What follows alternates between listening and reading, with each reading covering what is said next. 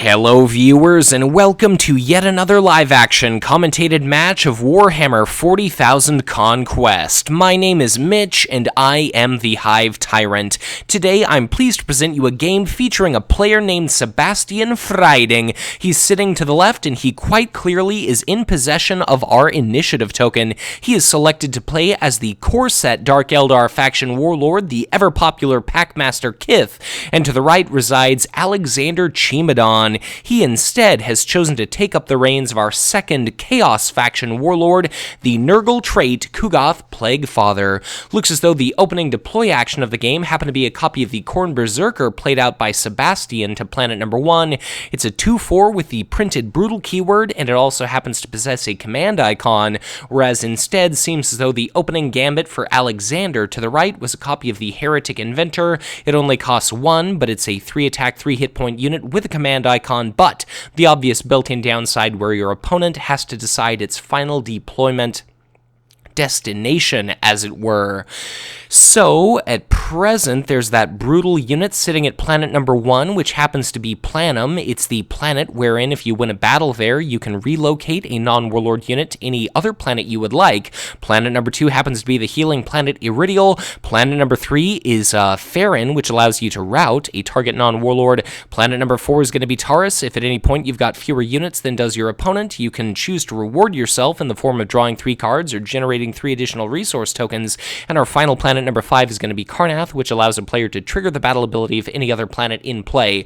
But kind of a menace to see so early during the very first game round, we've got a copy of the unique support Archon's Palace now sitting in Packmaster Kith's HQ.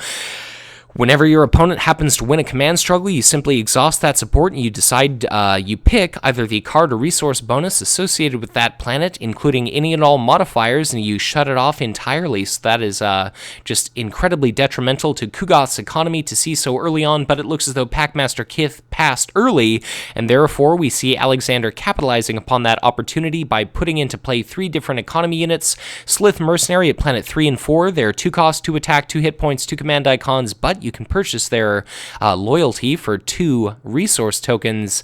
And then at planet number 5, we've got a copy of the 1/1 with a command icon, Splintered Path Acolyte, which also costs 1. But Ku'gath Plaguefather shows up to planet number 3, Theron. He'll be able to pick and choose an enemy unit to route. Packmaster Kith shows up at planet number 4, Taurus, generates a Chimera token, but even if she happens to kill off the opposing Slith Mercenary, she'll still have 3 units relative to Ku'gath's 4. But planet number 1 is going to be 1 card, 1 resource, 1 by Packmaster Kith. Planet number 2 is going to be a card, 1 by Alexander. Planet number 3 is going to be 2 resources, 1 by Alexander. Planet number 4 is going to be a card and a resource for Packmaster Kith, and planet number 5 is going to be a card and a resource for Alexander. But, of course, note at some point we did see the Archon's Palace activate to shut off either a card or resource bonus, but it is impossible to discern which at this point in the video. But looks as though Packmaster Kith is going to be winning planet number 1 entirely uncontested, and even though that's not a copy of the Siren Zithlex sitting at planet number 1 Planum, as the first planet does allow him to conveniently relocate the Khorne Berserker to planet number 4, but of course, seeing as how Ku'gath is unopposed sitting at Theron, he'll be able to pick and choose that unit in order to route it, and it looks as though we actually perhaps choose planet number 5 as the Khorne Berserker's destination, but it definitely doesn't make much of a difference because Theron's going to be won by Ku'gath. Congratulations to him, and that means that he's going to end up routing that unit, so Ku'gath bounces back to his HQ. Packmaster Kith has the initiative token and demands initiative being a warlord, but I guess will Packmaster Kith decide to kill off the Slith Mercenary or purchase control of it? Looks as though Packmaster Kith exhausts herself to take a swing. That's a very interesting choice. I suppose traditionally you'd attack with your Chimera token first, but it definitely doesn't make too much of a difference because that Slith Mercenary is going to be handily destroyed. The Chimera token currently remains at that planet, and now let's see if Kith decides to generate 3 resources for herself. So considering I guess she went after resources, very interesting indeed then that she didn't go after the Slith Mercenary, but in any case, HQ phase, now we see it, now it's gone. That's 2 cards, 4 resources for both players. The initiative token passes over to Cimadon's possession, and our new 5th planet is going to be Aatrox Prime, kind of something pretty daunting to see when you're playing as Packmaster Kith and Holy Mother of God. That is a gigantic pile of resource tokens there, but Aatrox Prime, you pick an adjacent planet like Karnath, or our soon-to-be-revealed new planet at the this round's HQ phase, or an enemy HQ, and you deal 1 point of damage to each unit present there.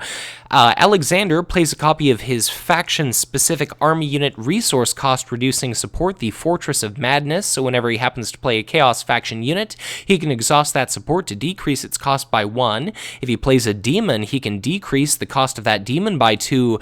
Very interesting thing to see. We actually have a copy of the Soul Grinder played out to planet number 1. I believe that's a 4/6 unit with 2 command icons, a big powerful Chaos Elite. So a very unusual Packmaster Kith deck we're seeing indeed.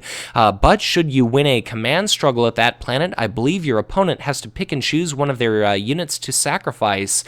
Interestingly there, for Alexander, we see a copy of the Chaos Fanatics played out to planet number 1. That's a 2 command icon unit to supplement his Heretic Inventor, and so long as he's got 3 command icons over the Soul Grinders 2, that means he's not going to be losing command struggles at that planet, and therefore he's not going to have to sacrifice any units. But we've got a copy of Kith's Chimera Masters now entering into play at planet number 2. They're going to generate a 2/1 Chimera creature trait token. That's 2 Chimeras in play. Once Kith shows up at a planet, that'll be 3, but we've yet to see the just absolutely horrifying Chimera Den, which as an action would allow you to kind of pile your chimeras upon one planet. So Ku'gath himself, he's only a 1/7, but he does have a reaction where he shifts damage from himself onto an enemy unit, and of course that counts as move damage, so it bypasses any and all opportunity to shield. Traditionally, though this is a very non-standard Packmaster Kith deck quite clearly, Kith runs a lot of shields and moving damage. If you bypass that, then that's great against Kith. I'll be curious to see if we see anything along the lines of a Cacophonic Choir, perhaps, in Cimadon's deck. But, third copy of the Slith Mercenaries now put out to planet number 5. That's another 2 command icon unit sitting at that planet, and Packmaster Kith has really run through her resources here. We see the Soul Grinder promoted at planet number 1. That's going to be 4 command icons. That's going to be very dangerous for Cimadon, and we also have a copy of the 2/1 no command icon Sybarite Marksman at planet number 1, so an unusual deck indeed. You'd normally expect to see Sybarite, units, the Kabbalite trait units with Archon Selene Morn, but of course this match was played long before that Warlord was ever revealed, so let's exactly see what happens here. That's going to be Ku'gath Plaguefather showing up at planet number 1 alongside Packmaster Kith. She's going to generate a Chimera token. That command struggle is going to be 1 by Packmaster Kith. That's going to be a card generated by Kith. The Chaos Fanatics are sacrificed as tribute, I suppose, to the Soul Grinder. Planet number 2 is going to be a convenient 2 resources for Alexander. Planet number 4 is going to be 1 card, 1 resource for Alexander. Planet number 5 is going to be an additional card and resource for Alexander. So we can see Packmaster Kith has a green and a blue icon. Should Packmaster Kith win this planet, that'll set her up quite nicely to win the game at Taurus. And let's see if there's anything that Cimadon is going to be able to do to try to oppose the enemy unit here. So the Sybarite Marksman during the ranged skirmish round takes a shot of 2 at the Heretic Inventor. It's now a 3 attack unit with 1 hit point remaining. Very wise not to pile damage tokens onto Ku'gath, because as soon as he attacks, he'll be able to move damage off of himself. And let's see how exactly combat breaks down. Ku'gath has the initiative. That's going to be the Heretic Inventor taking a swing at Packmaster Kith herself. That's a copy of Visions of Agony used as shields. And that's going to be 2 points of damage now sitting there on Packmaster Kith, so she's only got 4 hit points remaining. We see a Chimera token take a swing, trying to, prevent Ku'gath Plaguefather from taking damage as long as possible, so the Heretic Inventor is in danger of being outright destroyed by this token, unless we see a 2 shield icon card, but then the Soul Grinder's either going to be able to finish the job that the Sybarite Marksman started, even if that Chimera token is not, and Ku'gath is either going to have to retreat from that planet, or otherwise stick around and potentially deal some damage to some of these units, potentially kill some of them off, but unless he's got an absolute just glut of shield cards filling his hand, then Cimadon is going to run the risk of Ku'gath being bloodied just completely.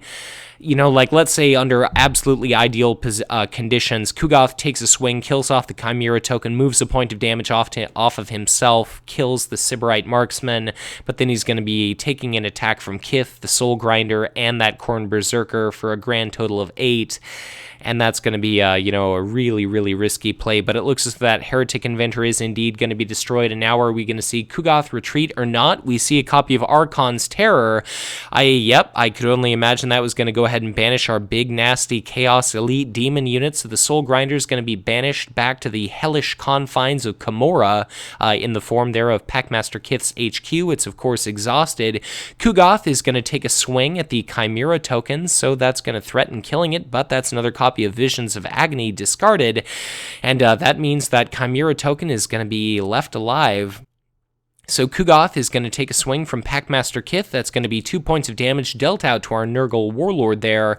And now we're going to come to the end of a combat round. I'm trying to rack my brain. There's not enough resources for a Clavex War Leaders. There's not going to be any kind of ambush unit. And on the opposite end of the table, I don't believe Chaos as a faction has access to anything associated with ambush. Interesting choice to retreat Packmaster Kith, and here's why.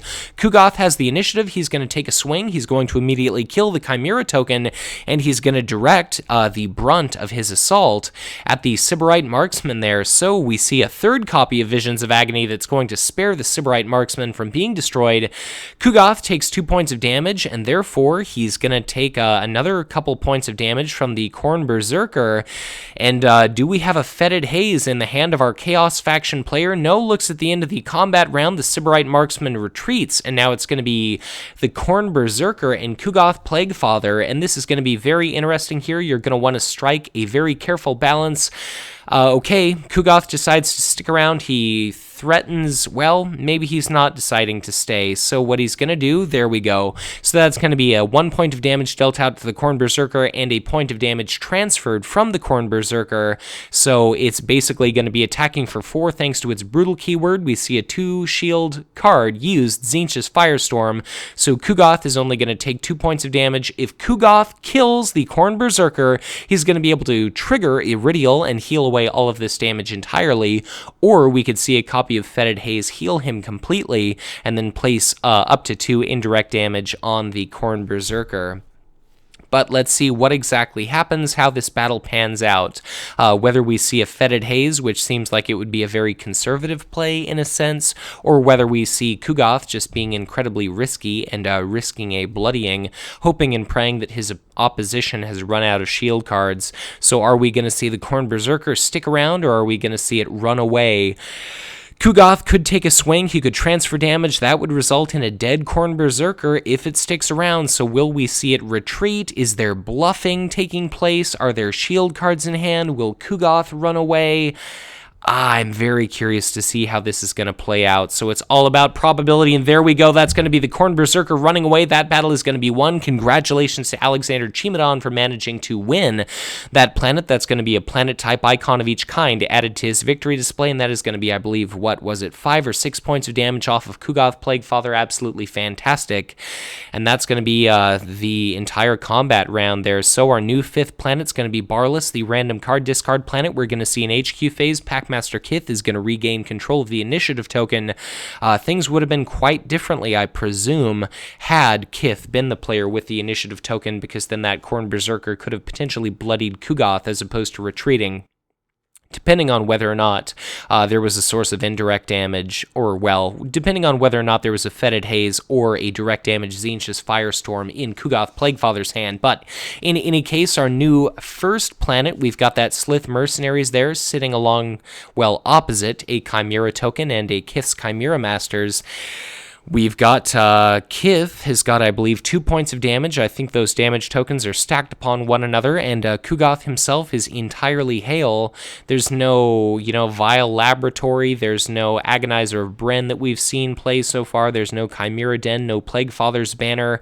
We've only seen, I believe, 1 signature army unit from either player thus far, so there's still a great deal which remains to be seen. You can abundantly, readily see that Ku'gath is packing a whopping 9 resource tokens, and instead Packmaster Kith has 6 of her own, so we could still see that Soul Grinder show up at a planet. But what really sucks about that unit being routed is it's going to show up at a planet with 4 command icons that are doing absolutely nothing to win battles for you.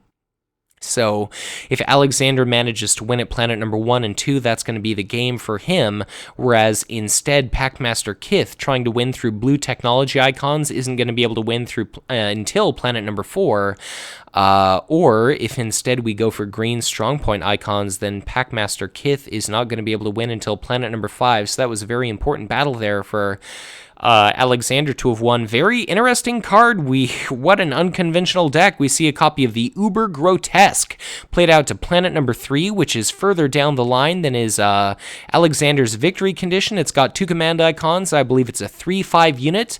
Until the end of the phase, after you play a torture event card, it gets, I believe, a +2 attack value boost, which means it's going to be able to attack for 5. But, we've seen those visions of agony spent. And seeing as how we've got a promotion on that copy of the Splintered Path Acolyte, the Uber Grotesque isn't even going to be able to win command, so that was kind of a lot of resources pissed down the drain there for Sebastian. I kind of regret to say it, but I think that's kind of the reality of the matter, so I can only imagine that we'll see Packmaster Kith show up at planet number 2. For Alexander, we've seen a fair few plays. We've got a copy of the 2 command icon Chaos Fanatics at Barlas to try to win a couple cards from that planet, unless it happens to be shut down because of that Archon's Palace. And we've now got a copy of Ku'gath's Nurglings situated at planet number 1. They, as a forced reaction, deal 1 point of damage whenever a unit happens to be moved to their planet. And I really can't help but think it may have been a better move to put those Nurglings out to planet number 2, though Alexander's definitely going to want to have enough units sitting at planet number 1 in order to kill off the opposition there. So let's see how things break down. Ku'gath and Kith both go to planet number 2. Planet number 1 is going to be 2 resource tokens for Alexander. Planet number 2 is going to be a card and a resource won by neither player since there are no command icons present. Kith and Ku'gath tie. Planet number 3 is going to be a card and a resource for Ku'gath. Planet number 4 is going to be a card and a resource for Alexander, and planet number 5 is going to be 2 cards for Alexander, but of course we do see that Archon's Palace exhausted at some point. So going into combat, Kith is going to be our player with the initiative token. The Chimera token at planet number 1 is going to attack something, but we see a Slaaneash's Temptation, a 2 shield icon card being discarded as shields. That means that no unit is destroyed, and the Slith Mercenary takes a swing, handily kills off the Kith's Chimera Masters, and Ku'gath's Nurglings itself takes a swing, kills off that copy of Kith's Chimera token. Kith generates another token at Taurus, and that's going to be Farron being able to be added, of course, to Alexander's victory display. That'll put him at 2 out of the requisite 3 material type icons to win the game. And what exactly are we going to see routed in regard to enemy units? I imagine it's going to be that copy of Soul Grinder banishing that 4/6 unit from the planet. It looks like it's actually a ready copy of a Chimera token, so very interesting. I guess Ku'gath is just going to try to retreat at the end of the round. He's, trying to kill off as many units as possible. It just seems like a very interesting choice to not get rid of that Soul Grinder, so I can only imagine that Ku'gath maybe has something in his hand along the lines of a... like an Archon's Terror to deal with that Soul Grinder at a later date. But a Chimera token takes a swing, deals a little bit of damage out to Ku'gath, or something dealt a point of damage to Ku'gath. Then Ku'gath took a swing, killed off a Chimera token. Packmaster Kith, I believe, takes another point of damage. Ku'gath himself is currently sitting at 3 points of damage, and my apologies there for kind of missing some of the action, but we come to the end of a combat round.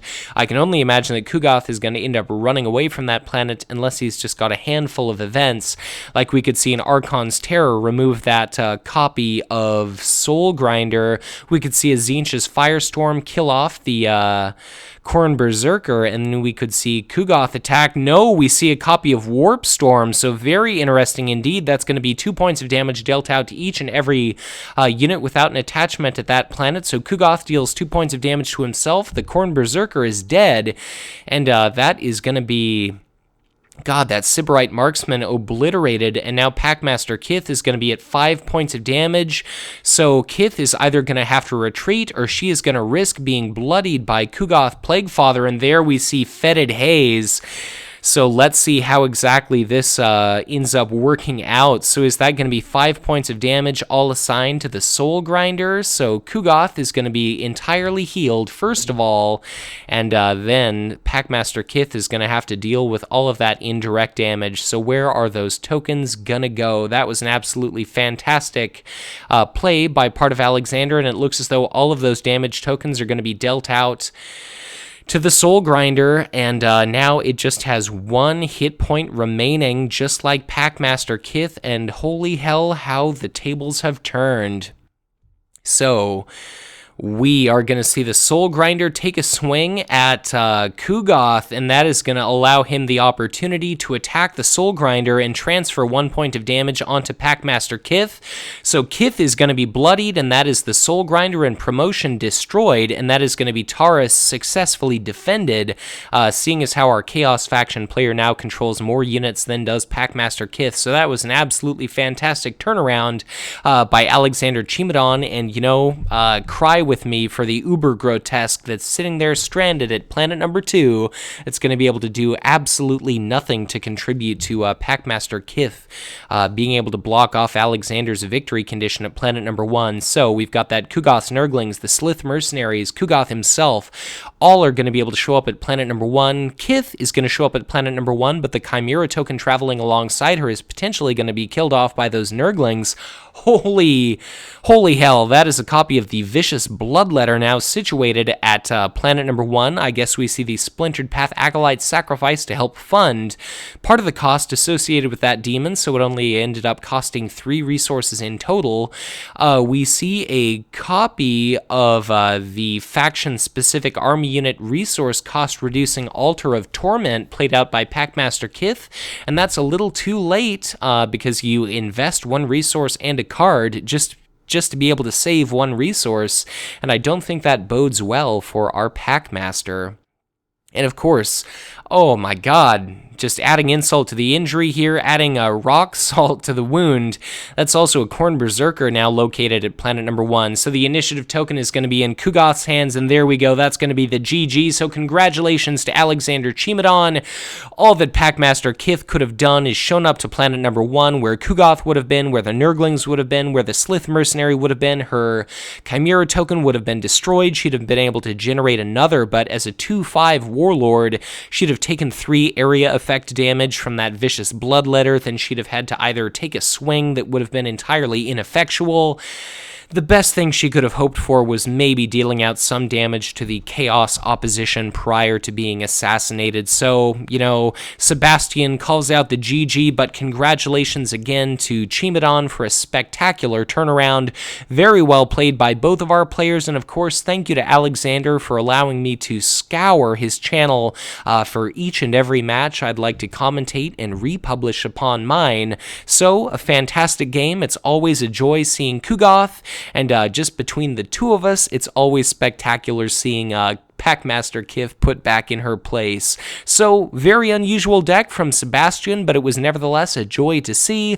Always cool to see a Vicious Bloodletter, so thank you for watching, and as always, if you enjoyed this content, be sure to hit that like button and subscribe to my channel if you've not done so already, or if you are already subscribed, I always encourage you to share this content, because the more individuals there are out there that end up exposed to Conquest, the more people may give the game a try, enjoy what they experience, someday buy into the game, join our community, and of course, all rallied together, we continue to send an increasingly great message to Fantasy Flight Games to continue to support and develop this living card game. If at any point you'd like to get in touch with me, I would encourage you to do so through Facebook or on Twitter, and if you'd ever like to be akin to Alexander Cimadon to send in live-action tabletop isometric perspective camera gameplay of your own, or if you simply record your desktop and send in Octagon footage, I would be absolutely honored to commentate and publish that content upon my channel. I'm always happy to give shoutouts, plugs, and advertisements to local gaming clubs or stores, and of course, if you ever feel inclined to support the Hive Tyrant, I would be equally honored were you to make a donation or contribution to my Patreon Patreon. So, once again, thank you so much for watching. I hope you enjoyed this video, and as always, be sure to check back in again soon for much more Conquest LCG content to come.